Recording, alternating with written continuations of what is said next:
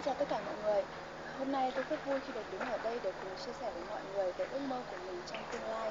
Chắc hẳn trong số các bạn đang xem clip này thì mỗi người đều đã có trong mình một ước mơ và dự định trong tương lai của mình. Để hơn ai hết, sau những buổi học cùng với anh Tuấn, chúng ta là những người hiểu sâu sắc về tầm quan trọng của việc lập kế hoạch và thiết lập mục tiêu. Kế hoạch không chỉ là một tuần, một tháng, một năm mà còn là kế hoạch cho cả cuộc đời của bạn. Hiện nay tôi đang là sinh viên năm thứ 3 đại học.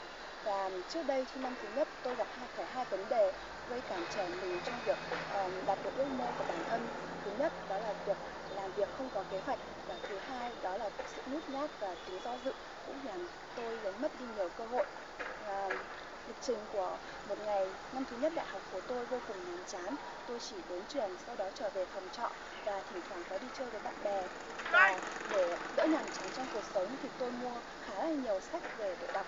Trong số đó có một cuốn mang tên Thiết lập mục tiêu, và quả thật để có thể đọc hết được cuốn sách đó đối với tôi là cả một sự khó khăn, bởi vì tại thời điểm đó của tôi không hề tìm thấy một lý do nào có thể thuyết phục để tôi có thể dễ dàng đọc cuốn sách một cách tốt nhất.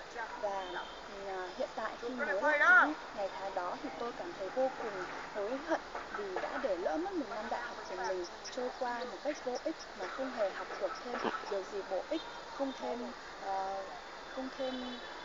kinh nghiệm, không thêm vốn sống.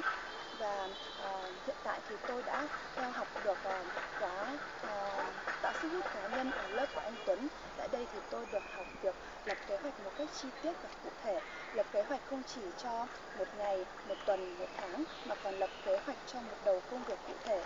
Ban đầu thì việc lập kế hoạch cũng không hề dễ dàng gì, và để thực hiện nó một cách theo đúng kế hoạch mà mình đã đề ra cũng không phải là dễ. Tuy nhiên hiện nay thì tôi đang dần dần tạo cho mình sự hứng khởi và hào hứng khi lập kế hoạch, và nhất là cảm giác khi mà đã hoàn thành xong một đầu công việc cụ thể hoặc là một mục tiêu mà mình đề ra, tích nốt dấu hoàn thành trên trang giấy, cảm giác khá là thú vị. Và hiện nay thì đó là vấn đề về việc lập kế hoạch. Hiện nay thì tôi đã xác định được cho mình tương lai, con đường mà mình sẽ đi, con người mà mình muốn trở thành, và những công việc mà mình sẽ cần phải làm để có thể đạt được ước mơ đó của mình. Và trong tương lai gần sắp tới, dự định của tôi là đợt hè sẽ thực tập tại một công ty luật, trau dồi các kiến thức chuyên môn của mình thật tốt, mở rộng mối quan hệ của bản thân, hoàn thiện các kỹ năng mà mình cần thiết để có thể tới gần hơn nữa với ước mơ của bản thân mình. Tôi quyết tâm đạt được ước mơ của mình. Xin cảm ơn mọi người đã lắng nghe.